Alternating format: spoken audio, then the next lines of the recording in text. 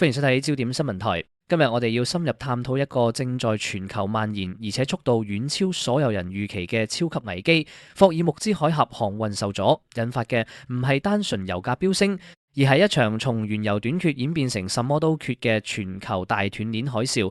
啤酒、晶片、玩具、化妝品，甚至醫療包裝、廚房、垃圾袋，全部都開始出現缺貨信號。摩根大通更警告，呢場衝擊嘅模式同新冠疫情時期嘅滾動式供應亂象幾乎一模一樣，而且正在由亞洲向西方滾動過去。今日呢集焦點新聞台會逐層拆解呢場風暴究竟係點形成、點擴散，又會點樣影響你我嘅日常生活。一條海峽點解可以令全球缺晒？好多人聽到霍爾木茲海峽，第一個反應係咁遠嘅事關我咩事？但係當你打開雪櫃，攞出一罐啤酒，當你用緊一袋洗頭水，當你幫小朋友買玩具，甚至當你去藥房攞藥，藥劑師幫你入袋嘅那個透明膠袋，呢一切都同霍爾木茲海峽有直接關係。霍爾木茲海峽係全球最關鍵嘅航運咽喉之一。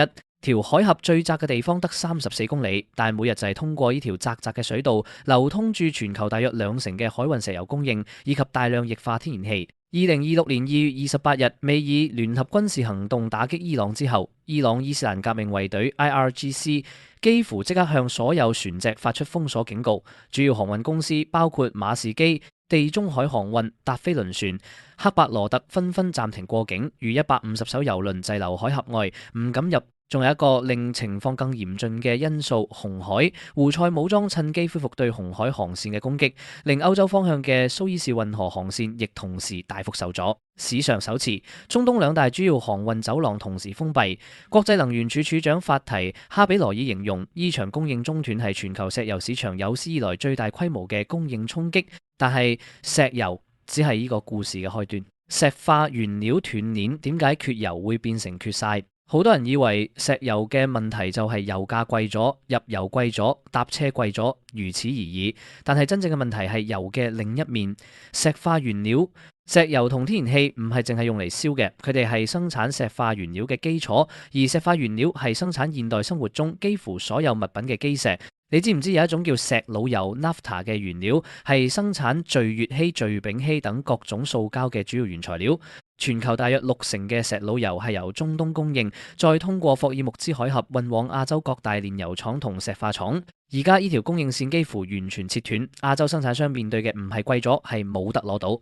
分析機構 Drewry 估計，霍爾木茲封鎖令全球海運石老油供應即時減少約24%。另一方面，亞洲石化廠本身用電量極高，而韓國、台灣、日本等東亞地區嘅電網依然高度依賴進口能源。電貴咗，廠房嘅生產成本即時上升，部分廠房甚至面臨被迫減產。韓國一間有57年歷史嘅塑膠薄膜生產商公開披露，供應商已將原材料價格提高多達50%，部分供應商更索性暫停出貨。佢哋嘅產能已由正常水平大幅跌至只剩2-3成。中國方面，石化分析機構 SCI 估計，由於石老油供應緊缺，4月份中國合成橡膠產量可能跌約1/3。影響所及包括輪胎生產、手套製造、工業用喉管生產，通通都係咁。呢場衝擊唔係停留喺原材料市場，而係沿住供應鏈火速向下游傳導。業內分析師 Dan Martin 係一間協助國際企業在亞洲拓展業務嘅顧問公司嘅業務情報主管。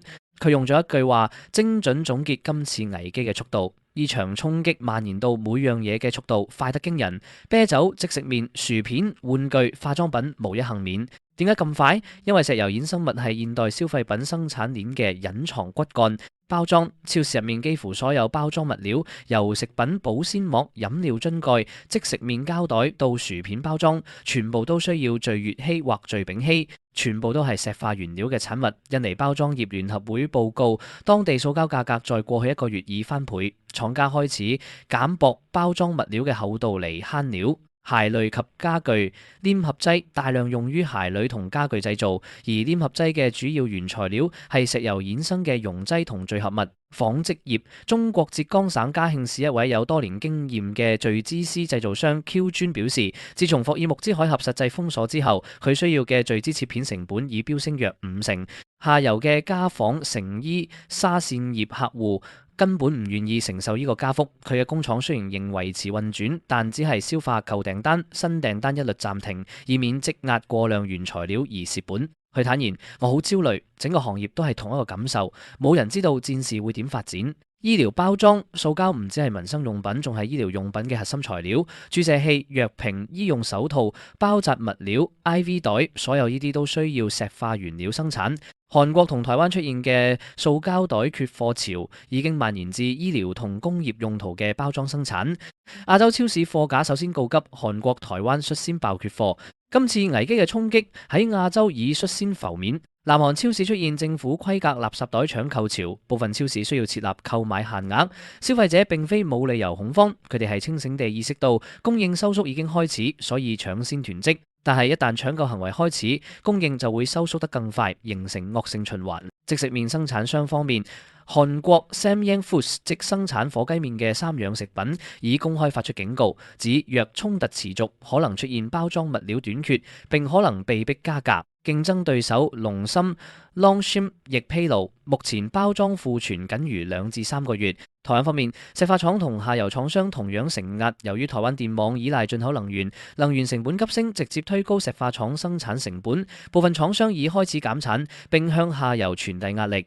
業界分析人士估計，今次危機嘅影響時間線大致如下：4月供應鏈各環節開始出現短缺信號；5月生產削減加速，更多消費品面臨供應壓力；6月若霍爾木茲海峽仍未恢復暢通，更大規模嘅消費品短缺將浮現。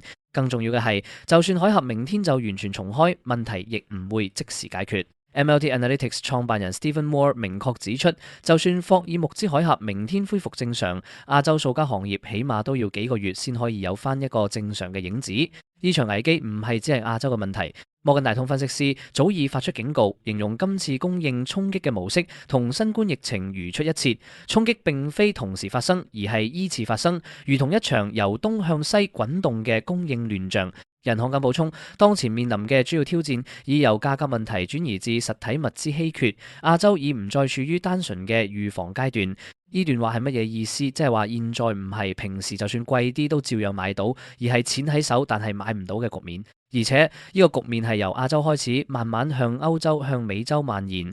喺化肥方面，霍爾木茲封鎖亦重創全球農業。中東係全球最大嘅農業化肥出口樞紐，全球海運化肥貿易中，大約30%通常係經由霍爾木茲海峽出口。其中氨基氮肥全球有約46%來自中東地區。對於印度、巴西、中國等農業大國嚟講，化肥供應一旦收緊，種糧成本就會急升，最終必然反映喺糧食零售價格上。紐奧良進口樞紐嘅尿素價格，在短短1個星期內就由每噸516美元急升至683美元，升幅達32%。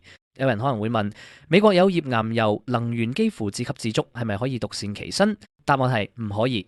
首先，美國雖然唔直接依賴霍爾木茲石油，但全球油價係一體嘅，只要國際市場油價飆升，美國本土油價必然跟漲。加州油價喺3月中旬已突破每加侖5美元，係多年新高。布蘭特原油價格在3月中旬一度達到每桶166美元，係有紀錄以來最高位。其次，美國係全球人均塑膠消費量最高嘅國家之一，每位居民平均每年消耗約255公斤新塑膠，遠超全球平均嘅60公斤。一旦全球石化原料出現系統性短缺，美國消費者首當其衝嘅程度唔係市場預期咁輕微。第三，化肥漲價嘅骨牌效應，美國農業亦難逃。當種糧成本上升，生產商必然將成本轉嫁落消費者身上，食品價格隨之上漲。玉米、大豆等糧食作物，以及以糧食為飼料嘅畜牧業，全部都係傳導鏈上嘅一環。大西洋理事會更提出一個更深遠嘅地緣政治憂慮，若亞洲石化廠因為原料不足而大規模減產，中國嘅石化產能就有可能趁機填補全球市場嘅空缺，令北京掌握呢條新嘅全球供應咽喉。呢個趨勢對西方國家嘅戰略安全而言係一個不可忽視嘅隱憂。講到呢度，可能有人問，咁普通市民可以點做？首先，唔好恐慌性搶購，恐慌搶購係加速短缺嘅元兇。南韓嘅垃圾袋搶救潮就係最好嘅例子。搶救行為本身令短缺變得更嚴重。如果你有正常嘅家庭庫存，唔需要恐慌。其次，留意必需品嘅庫存水平，日常護理用品、食品包裝材料、清潔用品。如果你嘅日常採購發現某些物品開始難以買到，或者價格明顯上升，可以適量備存，但切勿過度。第三，多留意全球局勢，今次危機嘅走向取決於霍爾木茲海峽能否盡快重開。美國已於3月19日展開軍事行動，試圖打通海峽，而伊朗亦已陸續向部分國家嘅船隻開放通行，包括中國、俄羅斯、印度、馬來西亞、泰國，以及4月初宣布向菲律賓開放。局勢每日都在變化，掌握最新資訊係最重要嘅一步。第四，準備迎接生活成本上升，就算海峽重開，供應鏈恢復正常，亦需要時間。通脹壓力短期內唔會消退，理財上而保持謹慎，減少非必要嘅大額支出。今日嘅焦點唔係一場發生喺遙遠中東嘅戰爭，而係一場已經開始滲透到你我日常生活嘅超級供應鏈危機。從你每朝飲嘅罐裝啤酒，到你小朋友玩嘅玩具，到你去醫院嘅醫療用品，全部都係一條你平時冇可能留意到嘅隱形鎖鏈上嘅一個環節。而家呢條鎖鏈正在收緊。霍爾木茲海峽唔只係一個地理名詞，係現代文明嘅其中一條生命線。今日嘅焦點新聞台就講到呢度。如果你覺得今集分析幫到你了解今次危機，記得訂閱我哋嘅頻道，俾個 like 同埋分享俾你身邊嘅朋友知道。你對今次萬物大缺貨危機有咩睇法？你生活入面係咪已經感受到衝擊？留言話俾我哋知。焦點新聞台同你一齊睇焦點。